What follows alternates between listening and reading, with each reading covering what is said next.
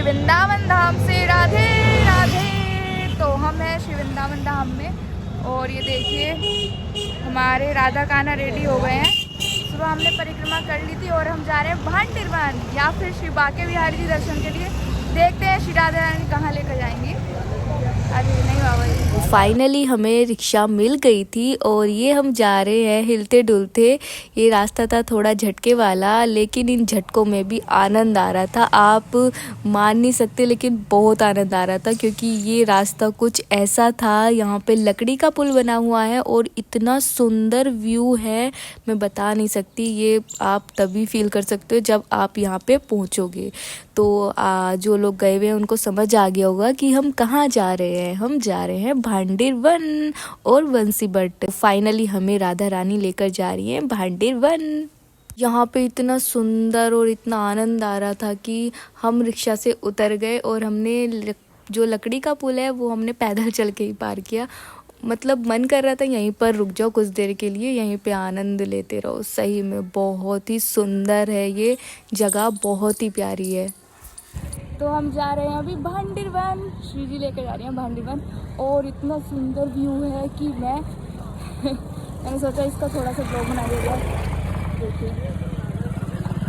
ये है भांडिरवन का रास्ता जहाँ से हम जा रहे हैं और हम अपनी रिक्शा रुकाई, थोड़ा सा पैदल चले। बहुत प्यारा है। और ये देखिए हमारे राधा कान्हा सुंदर बाबू।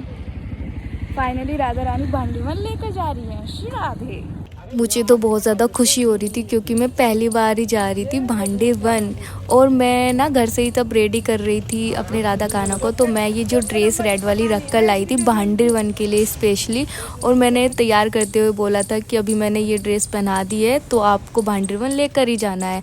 तो तब हम रिक्शा कर रहे थे। उस टाइम पे मुझे लगा शायद हम नहीं जा पाएंगे क्योंकि यहाँ पे पर्सनल रिक्शा करके ही आना पड़ता है और हम 3 ही लोग थे। लेकिन राधा रानी ने कृपा की और हम जा रहे हैं अभी भांडिरवन। और मुझे सही में बहुत ज़्यादा खुशी हो रही है, मैं बता भी नहीं सकती।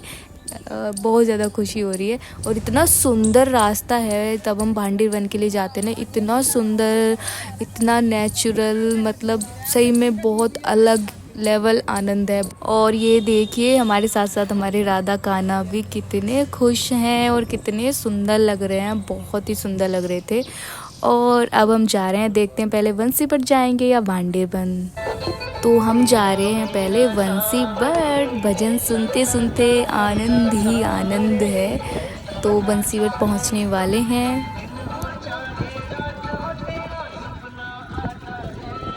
तो ये हम पहुंच गए हैं बंसीबट फाइनली। और बंसीबट भी मैं पहली बार ही आई हूँ और ये बहुत सुंदर जगह है। यहाँ पे हमारे कृष्ण जी की बहुत सुंदर लीलाएं हैं। तो चलो अंदर चलते हैं। एंट्री करके मैं सीधे ही जा रही थी बट की तरफ, तभी पंडित जी ने मुझे आवाज़ लगाई और बोले कि ये अपने राधा कान्हा जी को मुझे ही दे दो, मेरे पास ही बैठेंगे, इतने आप दर्शन कर लो, घूम लो। तो फिर मैंने उनको दिया। फिर उसके बाद मैंने मंदिर में अपने बंसीबट कृष्ण कन्हैया के दर्शन करे। ये बाबा जी के बहुत सुंदर भाव थे, बहुत ही, इतने प्यार से राधा कृष्ण को लेकर बैठे थे अपने पास, बहुत ही सुंदर भाव थे। उधर प्रेमानंद जी नहीं छोड़ रहे, उधर गौरी गोपाल वाला सब चिल्ला रहे बाबा कहाँ गए, गुम हो गए बाबा। घर पे फोन कर रहे, बोले मालूम है कोचिंग महाराज जी को भी इधर हूँ, नहीं तो उठा के लेके जाएंगे। सबके दिल में बैठ गया हूँ। वो आपकी छटाई ऐसी है, आपका व्यक्तित्व ऐसा है, भाव इतने अच्छे। सब आपका भाव व्यक्तित्व बहुत अच्छा। अंदर ऐसा हो गया। फिर उसके बाद हम गए उस स्थान पर जहाँ पे वट वृक्ष है, जहाँ पे हमारे श्री कृष्ण बैठकर बंसी बजाया करते थे और उनकी बंसी से पशु पक्षी आ जाते थे और खूब आनंद लेते थे उनकी बांसुरी का। तो कहते हैं कि आज भी इस वृक्ष में जो भी भक्त पूरे भाव श्रद्धा के साथ अपना यहाँ पे कान लगाकर बट के वृक्ष में सुनता है तो बांसुरी की धुन सुनाई देती है। ऐसा हम नहीं कह रहे, ऐसा अनुभवी भक्त बोलते हैं। तो ये सच बात है। तो आप जब भी आएँ तो पूरी श्रद्धा के साथ कान लगाकर इसमें सुनिए तो आपको बांसुरी की धुन सुनाई देगी।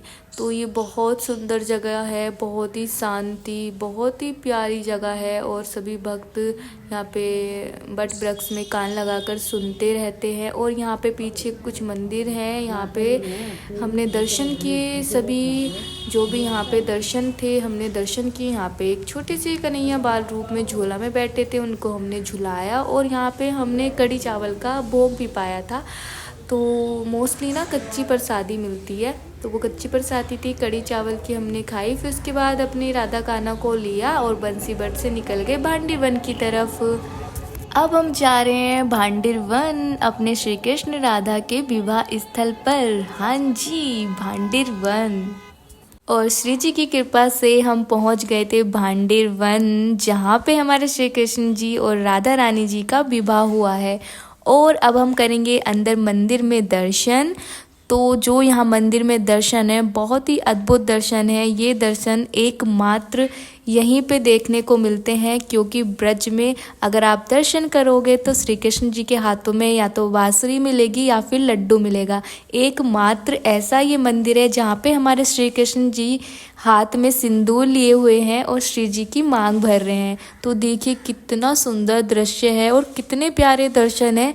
कुछ देर के लिए इनको निहारते रहे। फिर उसके बाद हम गए मंदिर के साइड में परिक्रमा करने के लिए मंदिर की। तो साइड में ही झांकी बना रखी थी, जहाँ पे हमारे श्री कृष्ण और राधा रानी बैठे थे। और ब्रह्मा जी भी हमारे श्री कृष्ण के हाथ में राधा रानी जी का हाथ दिया हुआ है। बहुत प्यारे लग रहे हैं, बहुत ही सुंदर लग रहे हैं। फिर हम परिक्रमा करते हुए इधर साइड में आए, तो यहाँ पे देखिए हमारे श्री जी की जो सखियाँ हैं वो भोजन लेकर जा रही हैं ऋषि जी के लिए, दुर्वासा ऋषि जी के लिए। तो ये एक झांकी बनी हुई है। हमने परिक्रमा की पूरी एक, फिर दर्शन किए। फिर हम आए मंदिर से बाहर, और ये है त्रिवेणु कूप, जो कि हमारे श्री कृष्ण जी ने अपनी वेणु मतलब बांसुरी से प्रकट किया था। इस कूप पे सभी तीर्थों का जल मिला हुआ है। कहते हैं कि सब तीर्थों में स्नान करने का फल प्राप्त होता है इस जल में स्नान करने से। तो इस जल की बहुत ज़्यादा मान्यता है। और हर सोमवती अमावस्या को इसका जो जल है कूप का, वो दूध की तरह सफ़ेद हो जाता है। और देखिए ये है हमारे श्री कृष्ण जी का सेहरा। जब शादी होती है विवाह में जो सेहरा होता है ना, ये है वो प्राचीन सेहरा हमारे श्री कृष्ण जी का। और ये जो स्वास्तिक बने हुए हैं, ये उन माताएं बहनों के बने हुए हैं जो अपनी मनोकामनाएं पूर्ति के लिए बनाकर जाती हैं। अभी मंदिर में जो माता जी हैं उन्होंने बताया कि त्रिवेणु कूप का निर्माण कैसे हुआ। एक बत्ससुर नामक राक्षस था, और जब श्री कृष्ण जी अपनी गैया चरा रहे थे यहाँ पर, तो वो बछड़े के रूप में आ गया। तब श्री कृष्ण जी ने उसको पहचान लिया और उसका वध कर दिया। तो जो हमारे श्री कृष्ण जी के साथ ग्वाल वाल थे, उन्होंने बोला कि आप पर गोवध का पाप लग गया है। तो फिर श्री कृष्ण जी ने उनसे निवारण पूछा, तो उन्होंने बोला कि आपको सभी तीर्थों में जाकर स्नान करना पड़ेगा। श्री कृष्ण जी ने सोचा सब जगह जाऊंगा तो बहुत टाइम लग जाएगा, इसलिए उन्होंने अपनी वेणु से मतलब बांसुरी से इस कूप का निर्माण किया और उसमें पृथ्वी के सारे तीर्थों का आह्वान किया। फिर उस कूप के जल में स्नान कर लिया। तभी से ये कूप यहीं पर स्थित है और इसमें आज भी महिलाएं अपनी इच्छा पूर्ति के लिए, संतान इच्छा पूर्ति के लिए जल में स्नान करती हैं। तो अब चलते हैं हम उस बट वृक्ष की तरफ जहाँ पे हमारे श्री कृष्ण और राधा रानी जी का विवाह हुआ था। हाँ जी, ये वही वट वृक्ष है जिसके नीचे हमारे श्री कृष्ण और राधा रानी जी का विवाह कराया था ब्रह्मा जी ने। तो ये वृक्ष हमारे श्री राधा और श्री कृष्ण जी के विवाह का साक्षी है। ये बहुत प्राचीन वृक्ष है और इसके नीचे ही सब विवाह संपन्न हुआ था हमारे श्री कृष्ण राधा रानी जी का। और ये देखिए सामने हवन कुंड है जहाँ पर आज भी हर साल फुलेरा दूज पर श्री राधा श्री कृष्ण जी का विवाह कराया जाता है। यहाँ पर जो सेवायत पुजारी जी हैं वो यहाँ पे पूरी विधि विधान के साथ हर साल विवाह कराते हैं श्री राधा श्री कृष्ण जी का। फुलेरा दूज इस साल है 12 मार्च की और यहाँ पूरा बहुत अच्छी सजावट हो जाएगी। अब चलते हैं वट वृक्ष के नीचे जहाँ पे हमारे श्री जी का विवाह हुआ था श्री कृष्ण जी के साथ। तो ये देखिए यहाँ पे मंडप बना हुआ है और ये जो लताएं पताई ये वृक्ष है। अगर आप सही से वृक्ष को देखोगे, लताएं पताई देखोगे तो इसमें ही आपको श्री कृष्ण राधा रानी जी के दर्शन हो जाते हैं। और यहाँ पे हमारे श्री कृष्ण राधा रानी जी की मांग भर रहे हैं। कितने प्यारे, कितने सुंदर लग रहे हैं। बनाया है। ये पौराणिक है, ये पेड़ भी पौराणिक है। ये पेड़ का नहीं टाइम का है, भांडीर वट, इसका शास्त्रों में उल्लेख है। इसी के नीचे तो विवाह हुआ था, किसी मंदिर में थोड़ी ना हुआ। यहाँ पर हमारे श्री कृष्ण राधा रानी जी के संग फेरे लेते हुए हैं। कितना प्यारा दृश्य है। भांडीर वन का जो माहौल है ना, बहुत ही सुंदर, बहुत भीड़ भड़ाके से एकदम हटके शांत वातावरण, मन को एकदम शांति मिलती है।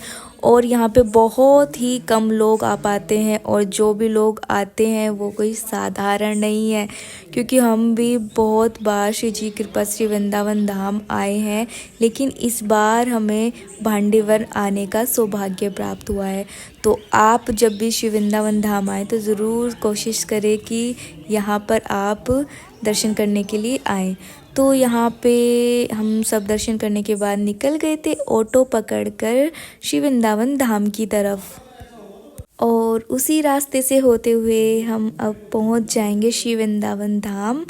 अगर आपको मेरा वीडियो पसंद आया हो तो लाइक, कमेंट, शेयर और सब्सक्राइब ज़रूर करना। तो मिलते हैं नेक्स्ट ब्लॉग में, तब तक के लिए सभी को राधे राधे।